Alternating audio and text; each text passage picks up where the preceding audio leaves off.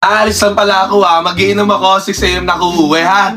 Tsaka pahingin na rin 1,000, magbabarkas kami. Ay, sige na, kumuha ka ng 1,000 dun Ay. sa wallet ko ha. Andun sa kwarto ko. Thank you ma. Maalis lang ako Mag-overnight ako, gagawa kaming thesis ha. Sige ma. Hindi! Anong thesis? Thesis grade 10? Ma, gagawa kami. Kayla, wag na makulit ha. Magpapabuntis ka lang doon. Ma, mag-aaral kami doon. Kayla, ibaba mo yung bag mo. 1, 2. Lalandi ka na to, magiinom kayo? Alam ko na yung mga ganyang galawang, Kayla ha. Sana uuwi ka ditong buntis? Huwag ka na mag-aral. Ma, may sasabihin sana ako sa inyo Nak, ano yun, nak? Mapumagsak ako. Ano? Huwag ka umiyak. Trish, huwag ka umiyak. Ilan ba yung bagsak mo, ha? 5, major lahat. Naku, 5 lang pala eh. Ako nga nung high school, 7 sorry, eh. ma. Bumalik pa ako. Sorry.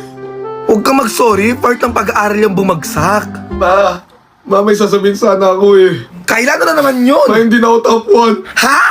Hindi ka na top 1? Kailan na nga? Yan ang alang silbi mo dito sa bahay. Hindi mo pa magawa na matino?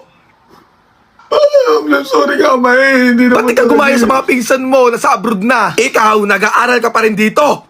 Ma, nagugutom ako. Gusto ko ng Jollibee, McDo, mga pagkain, pork steak, ganun ma. Ay sige nak, wait lang. Mag-order ako ha. Ano gusto mo, fries? Bilisan mo ma Sige nak. May ulam. Pagod kasi ako galing trabaho Kayla, wala tayong pagkain na. Yung gutom mo, itulog mo na lang.